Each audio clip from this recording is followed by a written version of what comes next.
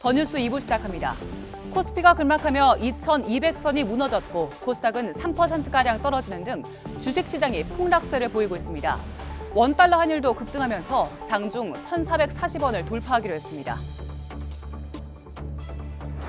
국민의힘이 윤석열 대통령의 비속어 영상을 처음 보도한 MBC가 왜곡 보도로 국민을 속였다며 MBC를 항의 방문했습니다. 더불어민주당은 이재명 대표가 국회 교섭단체 연설을 통해 외교 참사에 책임을 묻겠다고 밝혔습니다. 이준석 전 국민의힘 대표가 정진석 비상대책위원장의 직무를 정지해달라며 낸 가처분 신청에 대한 신문이 오늘 오전 법원에서 열렸습니다. 이 전 대표는 여당이 이준석 잡기가 아니라 환율과 물가 잡기에 전념하라고 비판했고 국민의힘은 가처분 기각을 촉구했습니다. 아베 전 일본 총리의 국장에 참석하기 위해 일본을 방문한 한덕수 국무총리가 기시다 후미오 일본 총리와 면담했습니다. 면담에서는 강제징용 문제와 관련해서 최선의 해결 방법을 찾아야 한다는데 양국이 공감을 표했습니다. 서울 신림동에서 70대 건물주를 살해한 용의자가 경찰에 체포됐습니다. 피해자가 운영하는 고시원 세입자인 용의자는 범행 뒤 금품을 훔쳐 달아난 걸로 전해졌습니다. 러시아의 우크라이나 내 점령지의 영토 편입을 위한 주민투표가 예상대로 압도적 찬성률로 가결됐습니다. 우크라이나와 서방 국가들은 가짜 투표라며 결과를 인정하지 않겠다는 입장이고 미국은 유엔 차원의 규탄 결의안을 추진할 예정입니다. YTN 김영수입니다.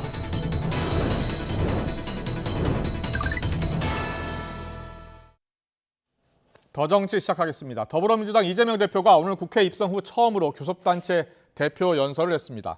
윤석열 대통령의 이번 순방 외교를 외교 참사로 규정한 이 대표는 총성 없는 전쟁인 외교에 연습은 없다면서 일당으로 이 책임을 분명히 묻겠다고 했습니다. 또 5년 단임제인 대통령 임기도 4년 중임제로 바꾸고 또 결선 투표를 도입하자면서 개헌을 제안했습니다.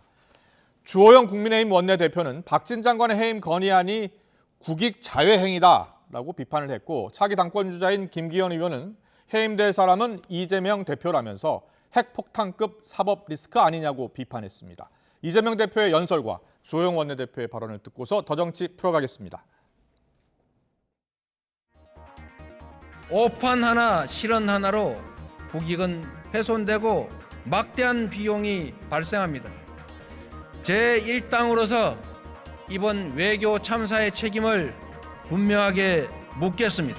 그 책임을 국민과 언론 그리고 야당에 뒤집어 씌우려는 시도는 결코 성공하지 못할 것임을 엄중하게 경고합니다. 외교 참사라고 규정한 것부터가 잘못됐다고 보고요. 그다음에 외교부 장관에 대한 불신임 건의안 낸 것을 두고 이야기를 하는 것 같은데 외교부 장관에 대한 불신임 건의안이야말로 대한민국의 국익을 해치는 자해행위라는 점을 되돌아봤으면 좋겠습니다. 네, 윤석열 대통령의 해외 순방. 오늘도 정치권은 격하게 붙었고요. 오늘도 마찬가지였습니다. 충돌했습니다. 외교 성과와 비속어 논란을 놓고 충돌을 한 데 이어서 오늘은 여당 같은 경우에는 언론 조작이었다. 그리고 또 야당은 언론 탄압이다. 이러고 또 맞섰습니다. 오늘의 전국 현안은 전주의 국민의힘 의원 신현영 더불어민주당 의원과 함께 짚어보겠습니다. 어서 오십시오. 안녕하세요. 네, 안녕하십니까? 반갑습니다. 안녕하세요. 오늘 여쭤볼 게 많은데 먼저 이재명 대표의 첫 국회 교섭단체 연설. 오늘 여기서도 또 외교 참사 나왔고요. 또 반드시 책임을 묻겠다고 했습니다. 물론 개헌 얘기도 했었고요. 먼저 오늘 이재명 대표의 교섭단체 대표 연설의 핵심은 뭐였다고 보세요? 핵심. 실제로는 언론에서 조명하지 않는 실용적인 정책에 대해서도 많이 언급을 하셨습니다. 예를 들어서 민주당이 반사이익을 얻는 정치는 하지 않겠다. 그리고 잘하기 경쟁을 하는 정치가 되도록 노력하겠다는 말씀을 하셨거든요. 그만큼 대한민국의 미래 비전을 위해서 우리나라가 양극화가 심해지고 있는 상황에서 취약계층과 복지 국가로서의 여러 가지 우리 당의 그런 정책들에 대해서 복지를 가지고 여야가 정말 치열하게 경쟁했으면 좋겠는데. 예. 그리고 실용 외교를 위해서는 예. 초당적으로 협력하겠다는 얘기도 하셨고요. 그렇군요. 실제로 윤석열 대통령의 공통 공약, 예. 여야의 공통 공약이 그동안 있었습니다. 그렇습니다. 대선 과정에서 이런 부분들에 대해서 협력을 하겠다라는 말씀까지 여러 가지 국민들이 원하는 정치를 하겠다는 말씀을 많이 했는데 그리고 외교 예. 참사 그리고 책임을 분명히 묻겠다. 요거는 어떻게 하겠다는 거 좀 더 구체적으로. 지금 저희가 뭐 박진 외교부 그렇죠. 장관의 해임 건의안을 이제 발의를 한 만큼 조만간 본회의가 열리면 이 부분에 대해서도 빠르게 진행을 내일이죠, 하게 되지 본회의요. 않을까 싶은데요. 내일은 교섭단체 연설 이제 국민의힘에서 할 예정이기 때문에 예. 본회의가 열릴 예정이고요. 예. 이런 부분에 있어서 본회의 안건으로 올라가게 되면 또 처리가 될 수 있는 가능성이 처리하겠다는 게 있다. 민주당 입장이죠. 발의를 했으면 처리를 하겠다라는 의지를 명확하게 밝힌 거라고 이해하시면 될 것 같습니다. 네, 여러 이야기를 했는데요. 전주 의원은 혹시 네. 오늘 이제 법원에 가느라고 못 들으셨죠? 네, 제가 오늘 11시에 열린 그 남부지법 가처분 사건 좀 출석하느라고 예. 예, 이재명 대표의 좀 연설은 좀 바로 보지는 못했습니다. 그렇군요. 이재명 대표 연설에 대해서 이제 핵심은 민생에 네. 전념하겠다라는 거하고 외교 참사 책임 묻겠다라는 거하고 또 그리고 개헌 이야기 했습니다. 뭐 민생을 이제 같이 열심히 하자 이것은 뭐 굉장히 좋은 말씀이고 네. 말에서만 글쓸 게 아니라 행동으로 좀 보여주셨으면 좋겠다 그런 생각을 가지고 있습니다. 지금 윤석열 정부에서도 노동개혁, 연금개혁, 교육개혁 네. 이렇게 굉장히 중요한 지금 개혁에 대해서 지금 개혁을 마무리해야 된다. 5년의 임기 내에 좀 그러한 비전을 발표를 하고 있는데요. 네. 그 민주당에서도 이제 이런 그 아주 국가의 중요한 이런 개혁 방안에 대해서 같이 논의를 하고 네. 같이 어떠한 합의를 좀 이끌어내는 이러한 상생의 정치 그리고 네. 협력의 정치를 하시면 좋겠다 이렇게 생각합니다. 네. 그 다음에 이제 외교 참사를 이제 언급을 하셨는데 이것은 이제 민주당에서 보는 시각에서 외교 참사인 예. 것이죠. 예. 이것이요. 어떠한 그런 근거에서 객관적인 근거가 좀 없는 상태라고 저는 생각을 하고 있고요. 예. 외교 참사라고 하는 것이 어떠한 근거에서 외교 참사라고 하는 것인지가 지금 굉장히 불분명하다. 그다음에 외교 참사라고 지금 비난해서 그치는 것이 아니라 박진 외교부 장관에 대한 지금 해임 의결안을 지금 네. 제출을 했고 예. 그 빠르면 내일 본회의에 그렇습니다. 상정이 될 거라고 생각을 합니다. 예. 그런데 이제 그 정도의 그 중요한 이런 그 해임 결의안은 제가 찾아보니까 2016년에 네, 있었고 2016년에 있었더라고요. 예, 문재인 정부에서는 이제 없었고 그랬거든요. 예. 그래서 이런 정도로 지금 만약에 해임 의결안을 한다고 한다면 네. 이것은 뭐 지난 문재인 정부에서 26번의 부동산 정책에도 불구하고 부동산 값을 예. 오히려 폭등을 시킨 그 당시에 국토교통부 장관이랄지 여러분들이 사실 해임 결의안의 대상이 됐어야죠. 그런 네. 면에서 이것은 민주당의 정쟁 그리고 민주당의 힘자랑, 네. 숫자 자랑인 것이고 결국은 이제 저희가 제기하고 있는 MBC와의 예. 이러한 정원 유착 예. 이런 것을 오히려 덮기 위해서 이런 외교 참사로 규정을 한달지 아니면 그 외교부 장관의 해임 의결안을 지금 만지작거리는 것이라고 보고 있습니다. 알겠습니다. 네, 우선은 주호영 원내대표가요. 잠시만요. 외교 참사라고 규정한 것부터 잘못이다라고 이야기를 하면서 외교부 장관에게 불신임의 낙인을 찍는 것이 대한민국에 무슨 도움이 되겠느냐라고 했는데요.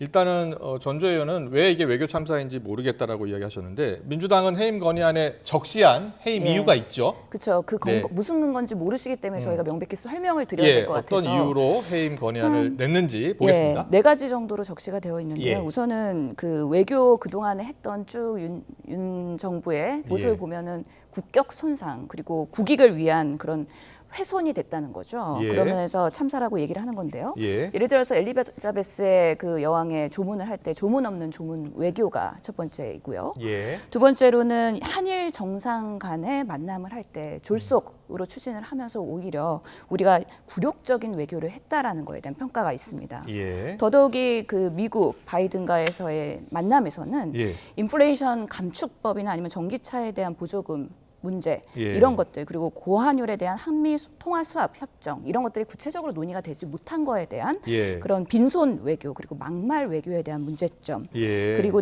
낸시 펠로시 미 하원 의장의 휴가 중에 만나지 못했던 예. 무능 아. 외교까지 해서 네. 대통령실의 그런 외교에 대한 정책에 있어서는 결국에는 누군가가 책임져야 된다는 부분이 있는 거고요. 네. 이런 부분에 있어서의 박진 외교부 장관이 과연 적절하게 하고 있느냐.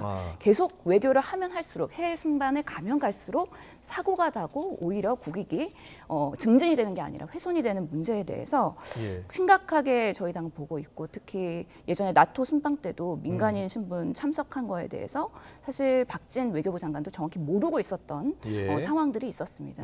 제대로 준비해서 제대로 하고 있는 게 맞는지에 대해서는 제1야당으로서 묻지 않을 수 없다라는 네, 말씀입니다. 민주당이 그 제시한 여러 가지 이유, 해임 건의안 제출한 이유, 뭐 조문 실패 논란부터 시작해서 한일 정상회담의 굴욕적 외교, 한미 정상회담 성과 없었다는 점, 막말 외교 뭐 등을 짚었습니다. 여기에 대해서. 그래서 제가 아까 이제 외교 참사라고 인정할 수 없다는 게 민주당이 들고 있는 이런 이유가 하나도 정말 예. 합리적이지 않기 때문에 아까 말씀을 드린 거죠. 예. 조문 취소만 해도 이게 갑작스러운 영국 측의 요청에 의해서 그래서 조문을 생략을 하고 그 바로 그 찰스 새 신임 그 국왕 리셉션에 지금 참석을 한 예. 것이고 그리고 엘리자베스 여왕의 그 장례식에 참석을 했다. 네. 이것이 바로 정식적인 그런 조문이다. 이런 것을 주한 영국 대사도 지금 말씀을 하셨어요. 예. 그래서 이렇게 조문을 제대로 한 것을 가지고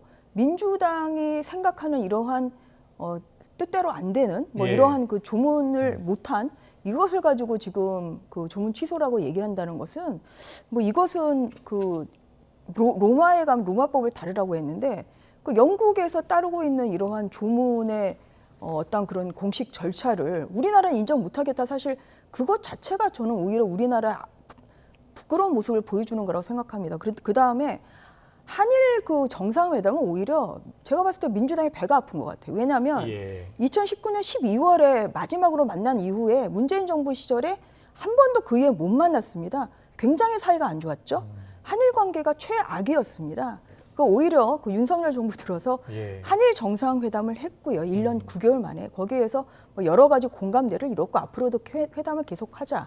그리고 이게 30분간의 그런 만남이었습니다. 그러면 이게 뭐가 그러면은 어떤 게 그러면은 이게 예. 어떤 그 국격에 안 맞는 회담을 했다는 것인지 거기에 대한 구체적인 설명이 있어야죠. 그 다음에 그 IRA 이런 부분에 있어서는 네. 이것은 지속적으로 좀 계속 얘기가 나오는 거고 그래서 민주당이 얘기하고 싶은 게 결국은 자막 사건을 얘기하고 싶은 것 같아요. 네, 지금 자막 그래서 사건 이야기 나왔으니까요. 그런 부분에 예. 있어서 자막 사건에 있어서 이것을 어떻게 외교 참사라고 얘기를 하면서 어떻게 외교통일부 장관에게 책임을 물을 수가 알겠습니다. 있습니까? 그래서 지금 한마디만 그런 더 면에서 해야 될 것 같아요. 해임 의결은 해임 짧게. 의결안은 예. 굉장히 이것은 정치적인 공세이고 네. 오히려 민주당의 정언유착을 덮기 위한 네. 이러한 술수다 저는 그렇게 시청자 생각합니다. 여러분께서는 그 순방 외교에 대한 여야의 평가를 지금 듣고 계시는 겁니다. 예. 예, 그래서 저는 국민의힘이 걱정이 되는 겁니다. 대통령이 잘 못했으면은 잘 못한 거에 대한 문제점을 파악을 해서 예. 개선하려고 노력을 해야 되는데 문제 없다, 잘하고 네. 있다라고 하는 것 자체가 윤석열 대통령을 벌거벗은 임금님으로 만드는 그런 정부 여당의 행태이기 때문에 예. 참으로 걱정이 많이 되는 상황입니다. 알겠습니다. 계속해서 이슈가 지금 계속 이어지고 있습니다. 국민의힘이 오늘 오전 MBC를 항의 방문했습니다. MBC가 확인을 안 된 사실을 단정적으로 보도한 경위를 밝혀야 한다면서 편파 방송을 한 책임을 묻겠다고 주장을 했고요. 반면 민주당에서는 국민의 눈과 귀를 막는 언론 탄압이다 하면서 맞서고 있습니다. 직접 들어보겠습니다. MBC는 대통령 발언을 왜곡하여 국민을 속였습니다. 대국민 보이스피싱입니다. 외교적인 자해 공갈입니다. MBC가 조작을 하면 민주당은 선동을 했습니다. 광우병 사태와 똑같은 방식입니다.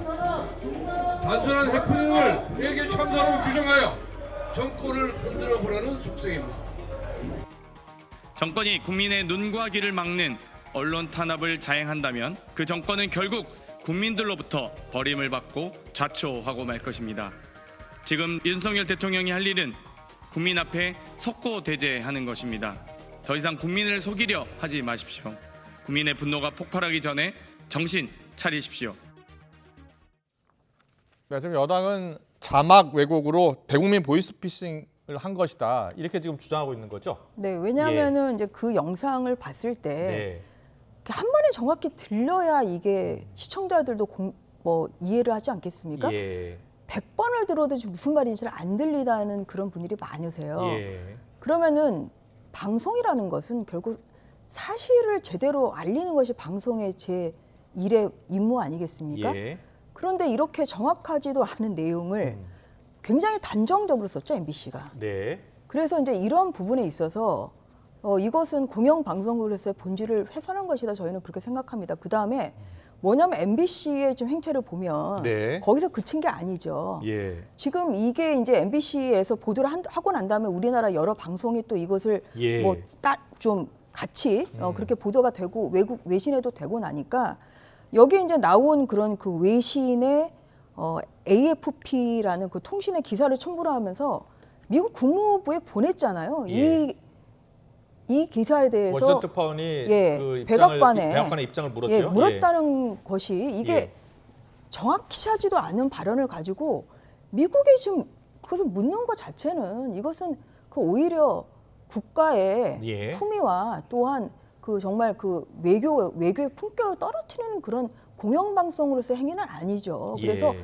이러한 여러 가지를 볼 때 네. 이것은 MBC가 여기에 그 정확치도 않은 사실을 단정적으로 씀으로써 결국 전 국민을 다 결국 혼란에 빠뜨렸다. 이 부분에 있어서 저희는 공영방송으로서의 책임을 묻고자 하는 것입니다. 그리고 하나 더 말씀드리면 네. MBC는 취재의 자유를 얘기합니다. 그런데 지금 보세요. 국민의힘 의원들 지금 MBC 안에 발 한 발짝도 못 지금 붙이고 왔습니다. 출입의 자유는 없습니까? 왜 MBC는 본인들의 취재의 자유만 얘기하고 왜 출입의 자유는 허용하지 않습니까?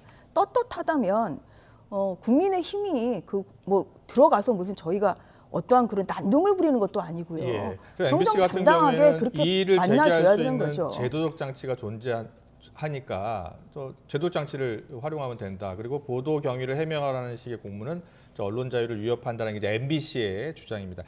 그 민주당 같은 경우는 이게 언론 탄압이다 이렇게 보고 계신 거죠? 전형적인 언론 예, 탄압과 언론 장악을 하기 위한 시도라고 보입니다. 그래서 저는 아까 말씀드린 것처럼 벌거벗은 임금님 말씀을 드렸는데 네. 사실 지금 국민의힘 의원들이 윤 대통령에 대한 충성 경쟁을 이런 모습으로 보이고 있다고 생각이 들거든요. 예. 그래서 대통령께서 반기를 끼시면 대통령님 반기가 정말 향기롭습니다. 계속 끼십시오. 라고 하는 주변에 이런 간신배들 그런 사람들이 지금 오히려 대통령의 그런 업무에 마이너스가 되는 요소가 되지 않느냐라고 싶고요. 네. 저기 화면에 보이시는 그런 많은 분들이 오히려 윤 대통령이 일을 더 잘할 수 있도록 국정을 도와드리는 게 아니라 오히려 쉴드를 치고 방해를 하는 요소가 되지 않을까 우려스럽습니다. 네. 그렇기 때문에 지금 국민의힘에서는 이런 사태가 뭐 대통령이 사석에서 그런 실수를 하셨다 하더라도 네.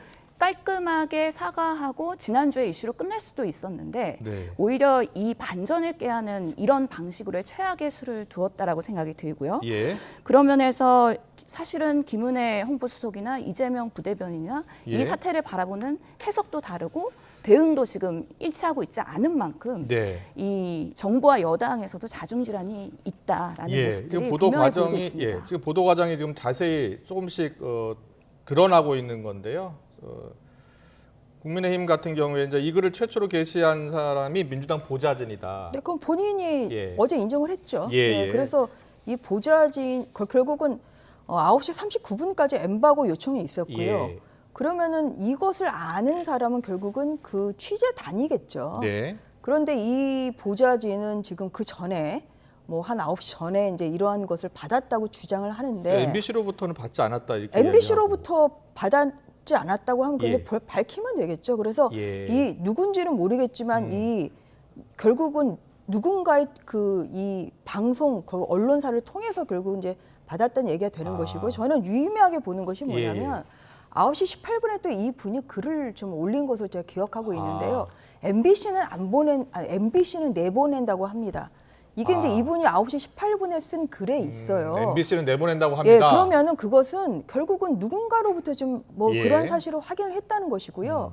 그 다음에 9시 33분에 엠바고 해제 6분 전입니다. 네. 박홍근 원내대표가 구체적인 것은 아니지만 이 대통령의 사적인 발언에 대해서 언급을 하셨죠. 네. 그것은 그런데 박홍근 원내대표가 그래도 민주당의 원내대표신데 이분이 우선 찌라시 보고 이렇게 말씀하시겠습니까? 최소한의 믿을 수 있는 곳에서 사실 확인을 하신 다음에 이것은 그 말씀하셨다 이렇게 보는 것이 굉장히 합리적 추론인데요. 예. 그렇다고 하면 이 부분에 대해서 누군가로부터 그런 확실한 정보를 듣고 얘기를 한 것이다. 왜냐하면 이 자막이 지금 나온 것은 9시 28분이라고 하니까 네. 예, 그래서 이제 그 다음에 9시 39분에 엠바고 해제되고 10시 7분에 바로 MBC가 자막을 선동적인 자막으로 그렇게 장식을 한 것이죠. 그래서 근데 여기에, 이런 일련의 예. 사태로 봤을 때는 MBC와 어떠한 그런 그 민주당과의 MBC인지는 아닌지는 모르겠습니다만 민주당 보좌진 누군가로부터의 정원 예. 유착의 그런 냄새는 굉장히 많은 것이고요. 혹시 저기 신현희 의원님 혹시 확인하셨습니까? 민주당 보좌진 누군지?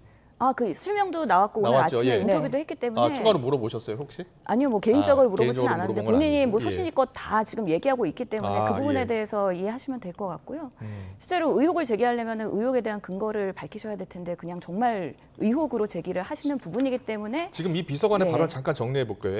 MBC 이제 단톡방에서 이와 같은 사실을 알았다라고 표현을 했고요. 그 단톡방에 이제 뭐 5명 정도가 있었다고 이야기하고 MBC 기자는 없었다고 얘기하고 다만 이제 MBC가 보도한다고 하는 내용은 어디서 들었냐에 대한 언급은 없었죠. 네, 예. 본인이 그건 밝히시면 되는 거죠. 네, 그리고 네. 제가 어제 언론 보도로는 이분이 뭐 자기는 아이폰 쓴다 근데 비번은 모른다.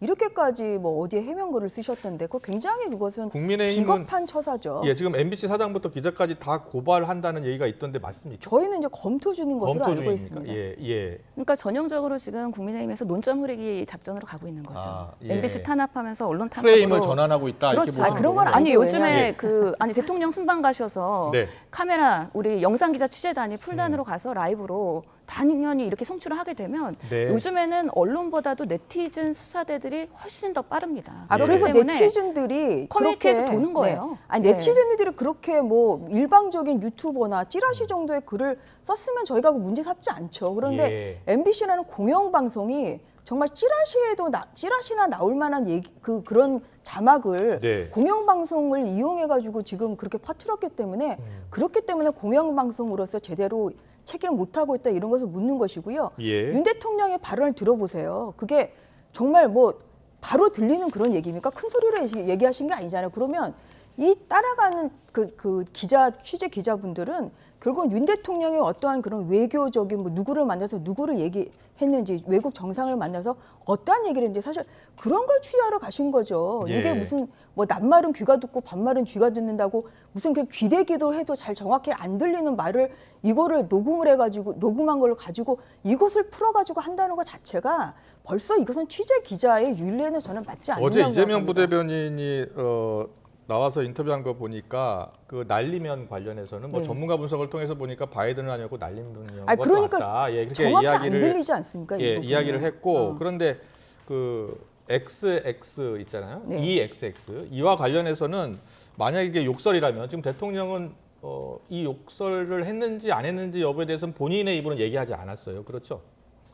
대통령이요? 네, 했는지 안 그런 했는지는. 것으로 알고 예, 있습니다. 그래서 안철수 의원 같은 경우에는 만약에 했다면 이것은 사과를 해야 한다라는 생각인 거 봐요. 근데 그건 예. 이제 대통령실에서 판단할 부분이 있고요. 예. 그런데 이제 가장 중요한 것은 여기서는 네. 이런 그 앞에 있는 그런 말도 물론 뭐 이것도 뭐 부적절한 표현이면은 이것은 뭐 그런 일이 발생해서는 안 되겠지만 예. 결국은 이 말 전체가 결국은 이 미국 정상과의 그런 만남을 마치 그 미국 대통령을 폄하 발언하는 지금 그런 식으로 지금 그 말의 맥락을 만들지 않았습니까? 예. 이런 것이 과연 옳은 태도냐 지금 그런 동맹 것이죠. 훼손에 초점이 맞춰졌다라는 거죠. 그럼요. 지금. 예. 아니 그리고 MBC에서 또 그걸 또 물어보는 질의서를 보내지 않았습니까? 그래서 이것은 오히려 MBC는 동맹 그 강화를 목적으로 하는 것인지 아니면 예. 정말 한미 동맹을 훼손하고 싶어서 이러는 것인지 그러한 공영 방송으로서의 태도를 좀 묻고 있는 것입니다. 이게 정확히 들리고 예. 정말 옆자리에서 바로 들릴 정도의 그런 목소리로 얘기했다고 하면 그거는 뭐 저희가 할 말이 없는 거죠. 그런데 정말 이거는 듣는 사람마다 다 다른 해석을 하고 네. 정말 열심히 들어도 들랑 말랑하는 이런 걸 가지고 어떻게 대통령이 그런 그 미국 대통령을 폄하 발언하는 것을 자막을 내보낼 수 있냐, 이 부분에서 책임을 묻는다는 그러니까 것입니다. 이게 네. 저는 국민의힘이 좀 최악의 수를 두고 있다고 생각을 하는 게요. 국민들한테 청력 테스트에 대한 스트레스를 주고 있는 거예요. 불필요한 논쟁을 계속 끌고 가는 거거든요. 예. 아니 대통령께서 방귀를 뀌셨어요. 근데 이게 향기 나는 방구냐, 냄새 나는 방구냐, 아, 그렇지 이런 않죠. 불필요한 예, 예. 논쟁을 예, 대통령께서 그냥 본인이 어떤 말을 했는지 깔끔하게 얘기하시고 정리하면 되는 일입니다. 네. 왜 이걸 음성 분석을 하고 그렇다 바이든이다 난리면이냐 이러면서 이 땡땡의 모욕은 민주당이 가져가고 왜 이런 국회에 협치를 다 무너뜨리는 예. 그런 역할을 대통령이 하고 계시고 국민의힘에서는 또 이준석을 내모내면서 또 국민의힘도 이렇게 난리 나는 그런 예. 상황으로 몰고 가시고 지금 제가 봤을 때는 윤석열 대통령께서 국민의힘도 그렇고 국회도 그렇고 계속해서 이 정말 갈라치기 하면서 자중질환하는 유도를 하고 계시는데 이에 대해서는 국민들께서 다 보고 계십니다. 아니, 저희 이것을 어떻게 해결할 네. 건지에 대한 논의를 빠르게 수습하셔야지 대통령이 확장하시면 안 그 매듭을 돼요. 풀어야 한다는 게 민주당의 저는 생각인 그 것 말에 같고요. 예. 절대 동감할 수 없고요. 예. 청력 테스트 시키는 것은 MBC입니다. MBC가 그런 자막부를 했기 때문에 지금 문제가 촉발이 됐어요. 그래서 예. 자꾸만 그 책임을 지금 대통령실에 좀 씌우고 싶어 하시는데 거기에 대한 일차적인 책임은 그 청력 테스트 시킨 건 분명히 MBC입니다. 네. 그렇기 때문에 MBC가 과연 어떤 근거에 의해서 정확히 그렇게 들렸다고 자막에 내보냈는지 이것은 공영방송소의 책임이 굉장히 중요한 부분이기 때문에 네. 앞으로 뭐 일어날 뭐 민사나 뭐 형사사항의 뭐 이런 절차에서 충분히 이건 밝혀야 된다고 생각합니다. 그래서 알겠습니다. 지금 대통령 예, 지지율이 짧게, 예. 27%로 떨어지고 있는데요. 네. 지금 봤을 때 가장 더 절망스러운 건 정부나 여당이나 대통령한테 직언직설할 사람이 없어요. 다 예. 눈치 보게 한다는 거죠. 알겠습니다. 참 슬픈 일입니다. 예, 예. 이슈가 하나 더 있어서 빨리 짚고 가겠습니다. 법원으로 가보겠습니다. 국민의힘과 이준석 전 대표 세 번째 가처분 신문이요. 네, 이 전 대표가 직접 법원에 출석했는데요. 이준석 전 대표의 발언을 듣고서 계속 대담 이어가겠습니다. 경제 상황이라는 건 굉장히 어렵고 이런데 제발 좀 다들 정신을 차리고 이준석 잡기가 아니라 물가 잡기, 환율 잡기에 좀 나섰으면 하는 그런 생각입니다. 이게 경제 위기 상황인데 어떻게 이렇게 정치적인 파동 속에서 우리가 계속 가야 되는지 의아하고 제발 이번 가처분 결정으로 인해 가지고 모든 게 종식됐으면 하는 생각이고 사실 지난번에 결정 때 이미 끝났어야 되는데 왜 이렇게 정치 파동을 이어나간지 모르겠습니다. 네, 이번 가처분 신문은 개정당원 효력정지 가처분 신청, 정진석 비대위원장 효력정지 가처분 신청, 그리고 비대위원 효력정지 가처분 신청 세 가지 가처분 신청을 이제 종합적으로 신문을 했는데요. 여기 전주의 비대위원도 나와 계셔서 전주 비대위원이 아까 인터뷰한 걸 보니까 네. 만약에 이걸 또 법원이 인용을 하면 당으로서는 재앙이다 이렇게 이야기하셨죠? 네. 예. 네, 왜냐하면 뭐 우선 좀 뭐 집권 여당으로 정말 할 역할도 많은데 예. 또 이렇게 당의 혼란스러운 상황을 가지고 예. 또 이렇게 좀 언론 앞에 서게 된 것은 저는 국민께 굉장히 송구하다고 생각합니다. 예. 우선 제가 그런 말씀을 이제 한 것은 뭐냐면요. 이게 이제 법률적인 이게 용어인데 90분 정도 신문 예, 있었다면서요. 법률적인 용어인데 그러니까 뭐냐면 1차 가처분에서는 이제 주호영 비대위원장의 직무정지만 인용이 됐죠. 그렇죠. 인용이 됐죠. 그래서 이게 이제 그 결정의 효력이라는 거는 그 주문에만 미치는 거거든요. 그런데 판사 출신이라서 그런데 좀 이준석 전 자세히 설명해 주세요. 대표가 예, 예. 그 청구한 게 그거 말고도 여러 개 있어요. 예를 들어서 가장 중요한 게 8월 5일에 국민의힘 상임정국위원회에서 네. 이 비대위로 전환해야 된다는 이제 이러한 그 유권 해석을 내린 의결이 하나 있었고요. 예. 그거에 따라서 이제 8월 9일에 주호영 비대위원장 선임 의결이 전국위원회에 있었습니다. 이렇게 그렇습니다. 8월 5일과 8월 9일의 의결에 대해서는 네. 각하가 된 거예요. 아, 그래서 각하가 됐기 때문에 예. 그렇기 때문에 그 효력은 유효한 거죠. 음. 그렇기 때문에 저희가 최고위로 못 돌아간 이유가 바로 그 효력이 각하가 됨으로써 예. 효력정지 신청이 각하가 됨으로써 이게 과거로 못 돌아가는 상황이다. 최고위로 예, 저희가 예. 복원은 안 됩니다. 그래서 이제 그런 상황인데 네. 지금 이제 또 새로운 비대위마저 만에 하나 이제 인용이 된다고 하면 어떤 상황이 되냐면 이게 이제 최고위로 복원도 저희가 못하는 상황이고요. 예. 사실 새로운 비대위도 꾸리기가 어려워. 왜냐하면 그럼 주호영 원내대표가 대표 대행한다는 거 아니에요? 왜냐하면 이준석 대표가 계속 또 그러면 가처분을 또 하실 가능성이 그럴 높기 가능성이 때문에 높겠죠. 예. 그렇기 때문에 또 같은 재판부면 같은 결론 내릴 가능성이 크고요. 예. 근데 문제가 뭐냐면 당이 당대표나 그 당대표 권한대행 혼자 움직여지는 게 아닙니다. 예. 그러니까 최고 의결 기구가 있어야 돼요. 최고 의결 기구. 네. 그게 이제 최고위원회, 그리고 지금은 비대위거든요. 네네. 그래서 당원 당규로 보면 이러한 최고위원회 의결을 거쳐서 네. 해야 되는 당무가 굉장히 많습니다. 그렇군요. 예. 그런데 당대표만 지금 예를 들어서 최악의 경우에 그러면 권한대행은 뭐 주호영 예. 지금 원내대표가 한다고 하더라도 그러면 의결 기구를 어떻게 꾸립니까? 아. 과거는 못 돌아가요. 이거는 예. 그 그렇게 각하 될수 결정에 있는 거군요. 예. 이준석 그러니까 전 대표 측에서 예. 항고하지 않음으로써 네. 이미 이거는 다 그냥 돌아갈 수 있는 다리가 태워진 상태예요. 저희는 네. 그렇기 때문에 제가 그래서 이건 이러지도 저러지도 못한 아. 상황이 되기 때문에 예. 당으로서는 정말 마비 상태가 오는 이런 재앙과 같은 상황이다. 알겠습니다. 이렇게 설명을 드렸던 것입니다. 예. 신영 위원님께서는 저 이준석 전 대표 발언 중에 눈에 띄셨을 것 같아요. 자신을 잡는 게 아니라 환율, 물가부터 잡았으면 좋겠다. 예. 이 발언은 어떻게 들으셨어요? 예. 이준석 전 대표가 이제 예. 군주에 몰리니까 바른 말을 많이 하기 시작하는 거예요. 네. 지금의 이 사태가 우리가 지금 여당으로서 이런 부분에 민생을 신경 써야 되는데 네. 결국에는 이준석과 국민의힘의 대치 국면으로 가면서 네. 국민들에게 또 다른 스트레스와 불신을 주고 있는 거 아니냐에 대한 예. 발언인데요. 이 또한 윤석열 대통령의 체리 따봉으로 시작된 사태입니다. 네. 그렇기 때문에 대통령께서 국회와 그리고 국민의힘을 어떻게 예. 같이 협력과 연대를 해야 되는지에 대해서 앞으로는 조금 더 진지하게 예. 고민하시고 발언과 행동과 모든 것에 대해서 좀 신중하셔야 되지 않을까 안타까운 마음입니다. 네. 모든 걸 다 대통령의 책임으로 보시네요. 알겠습니다. 그래서 개헌을 해서 예. 4년 중임제로 가야 된다는 네. 걸 오늘 이재명 대표께서 말씀하셨죠. 네, 알겠습니다. 오늘 정치권 이슈는 여기까지 분석해 보겠습니다. 신현영 더불어민주당 의원, 전주의 국민의힘 의원과 함께했습니다. 잘 들었습니다. 네, 감사합니다. 감사합니다.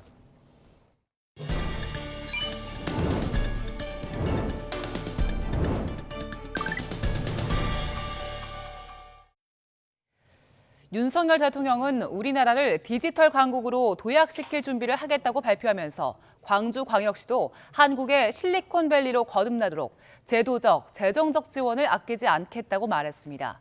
윤 대통령은 오전에 광주에서 열린 제8차 비상경제 민생회의에서 대한민국 디지털 전략을 발표했습니다. 회의 모두 바로 들어보겠습니다. 정부는 뉴욕에서 발표한 디지털 구상, 또 오늘 발표하는 디지털 전략을 토대로 우리나라를 디지털 강국으로 도약시킬 체계적인 준비를 할 것입니다. 글로벌 인공지능 경쟁력을 세계 3위 수준으로 끌어올리고 데이터 시장 규모를 2배 이상 키우겠습니다. 그리고 반도체, 양자 컴퓨팅, 메타버스와 같은 다양한 전략 분야에 집중 투자해서 초인류, 초격차 기술을 확보해 나가겠습니다. 그리고 무엇보다 디지털 인재 양성을 위해 정부의 모든 역량을 집중시킬 것입니다. 디지털 기술은 인간의 자유를 확대하는 데 기여해야 합니다. 지금 준비 중인 디지털 플랫폼 정부는 행정 서비스의 획기적 개선과 함께 우리 사회의 안전망을 보다 더 촘촘하게 이어줄 것입니다. 돌봄 로봇과 인공지능 전화 서비스로 혼자 계신 어르신들의 일상을 더욱 세심하게 챙길 것입니다. 또 클라우드 기반 병원 정보 시스템과 인공지능 의료 기술을 활용해서 국민들의 건강을 든든히 지킬 것입니다. 또 전국 상권을 빅데이터로 정밀 분석해서 소상공인 분들을 적극 지원할 것입니다. 디지털은 그 자체가 기술인 동시에 사회에 엄청난 변화와 혁신을 주는 하나의 혁명입니다. 또 그 중심에는 인공지능이 있습니다. 이곳 광주는 일찌감치 인공지능 대표 도시로서 도약할 준비를 마친 곳입니다. 명실상부한 한국의 실리콘밸리로 거듭나도록 제도적, 재정적 지원을 아끼지 않겠습니다. 아울러 앞으로 광주에 복합 쇼핑몰이 들어선다고 하는데 인공지능을 비롯한 최첨단 디지털 기술이 적극 활용돼서 세계적인 디지털 혁신의 명소가 될 수 있도록 광주시에서도 각별한 노력을 기울여 주시기 바랍니다. 감사합니다. 정부와 여당이 심야 택시 대란 문제를 해결하기 위해 대책을 마련하기로 뜻을 모았습니다.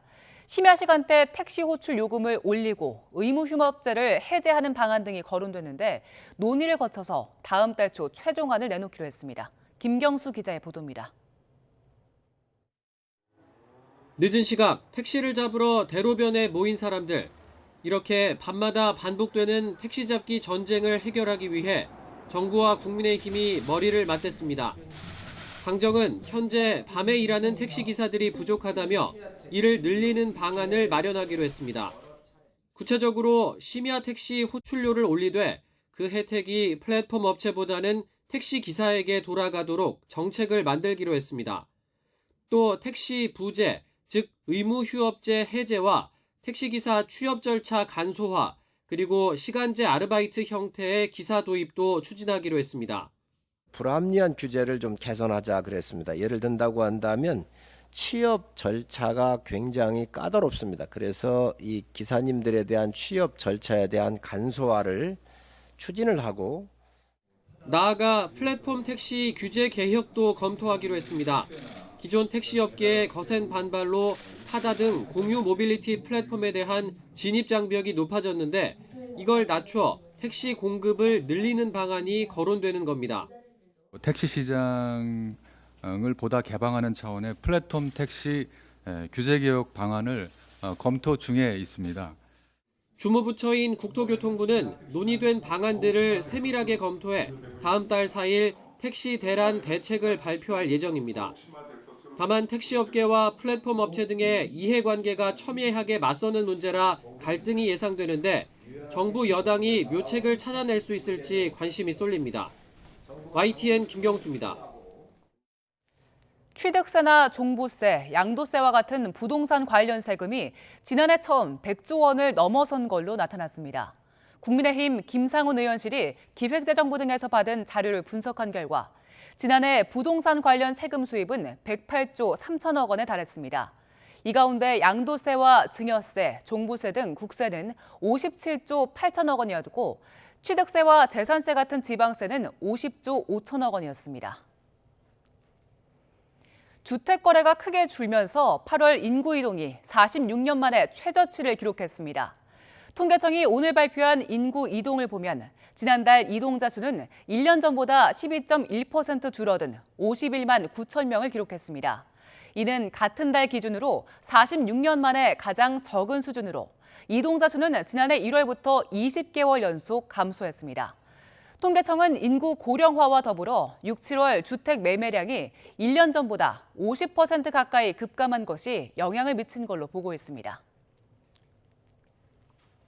이복현 금융감독원장이 제2의 외환위기 등 금융시장 우려에 대해 너무 걱정할 수준은 아니라고 밝혔습니다. 외국인들의 채권시장 투자 추세로 볼 때 단기간에 외화가 빠져나갈 일도 없을 거라고 진단했습니다. YTN에 출연한 이복현 금융감독원장의 답변 직접 들어보겠습니다.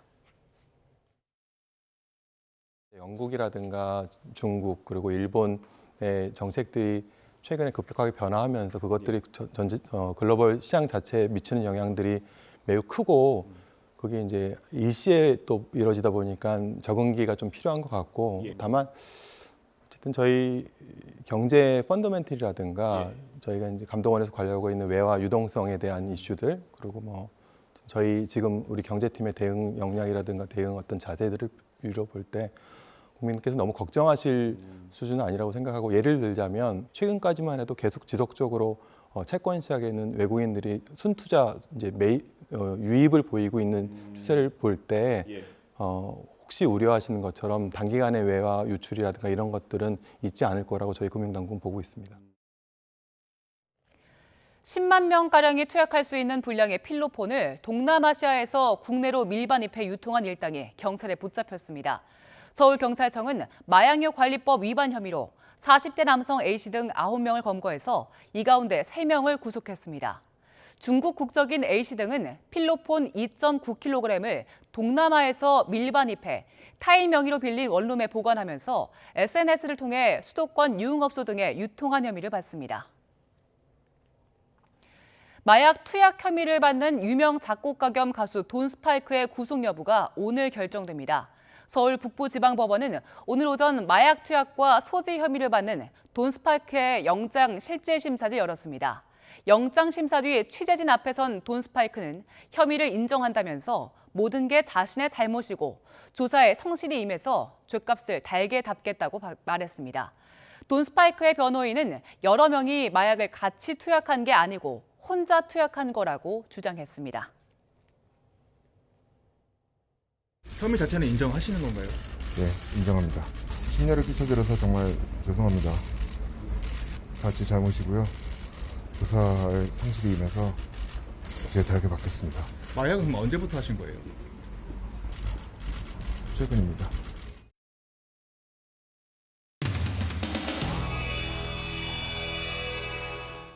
여러분, 이것을 해명한답시고 거짓말로 자꾸 대응하고 있는데 어떻게 발언했는지 한번 보시겠습니다. 국민과 함께 보겠습니다. 영상 상영해 주시기 바랍니다. 소리가 안 나오는 이유가 있습니까? 소리를 압수수색했습니까? 요거는 준비되면 다시 보이는 걸로 하고요. 이게 더 보고하는 거 아니에요?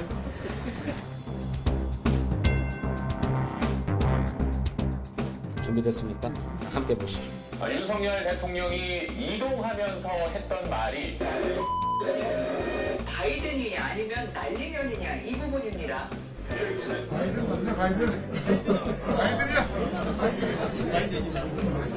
오늘은 국정감사 사전 점검회의로 이번 대통령 해외 순방 자막 사건에서 보듯이 정치적 이익을 얻기 위해서 국익 훼손도 서슴지 않은 모습을 보이고 있습니다. 제2년도 국정감사 보고이 자막을 다는데 그게 관로하는 미국을 왜 넣어요?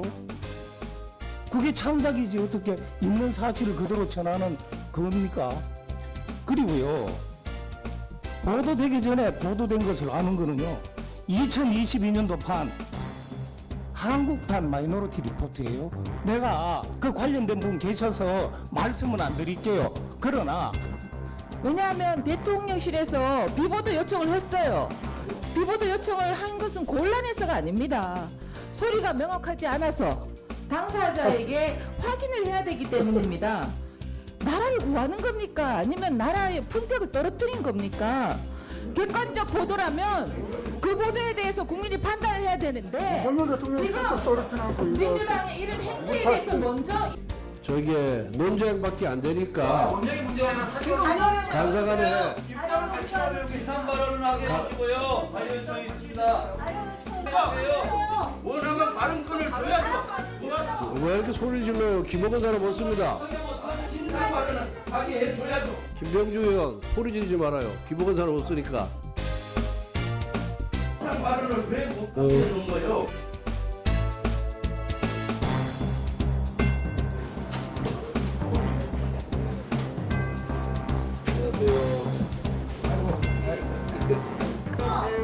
대통령실이 하고요.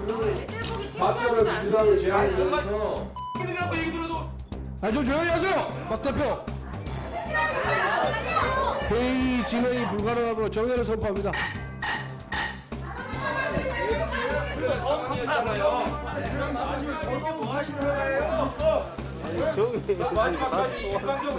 다른 게 많은데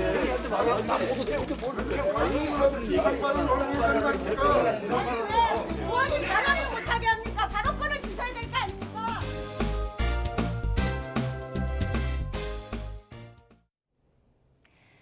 오늘도 완연한 가을 날씨가 이어지고 있습니다. 깊어가는 가을만큼이나 일교차가 크게 벌어지고 있는데요. 낮 동안 예년보다 다소 더운 날씨가 이어졌지만 퇴근길 무렵에는 다시 쌀쌀함이 감돌겠습니다. 겉옷으로 체온 조절도 잘 해주셔야겠습니다. 내일도 쾌청한 가을 하늘이 함께하겠습니다. 다만 강한 볕이 내리쬐며 자외선 지수가 높게 치솟겠는데요. 자외선 차단에도 신경 써주셔야겠습니다. 내일 아침 기온은 오늘과 비슷하겠습니다. 내일 서울의 아침 기온은 16도, 대전은 14도, 대구는 15도, 창원은 17도, 부산은 18도 선에서 출발하겠고요. 낮 기온은 오늘과 비슷하거나 조금 더 높겠습니다. 내일 서울의 한낮 기온은 27도, 대전도 27도, 광주와 대구는 28도까지 크게 오르겠습니다. 당분간 예년 기온을 웃도는 늦더위가 이어지겠고요. 다음 주 화요일 전국에 비가 내린 뒤에 날씨가 부쩍 서늘해질 전망입니다. 지금까지 날씨 정보였습니다. 네, 이슈를 더 쉽게 전해드리는 더 뉴스. 저희가 내일은 더 준비하겠습니다. 잠시 뒤 뉴스큐가 방송됩니다. 시청해주신 여러분 고맙습니다.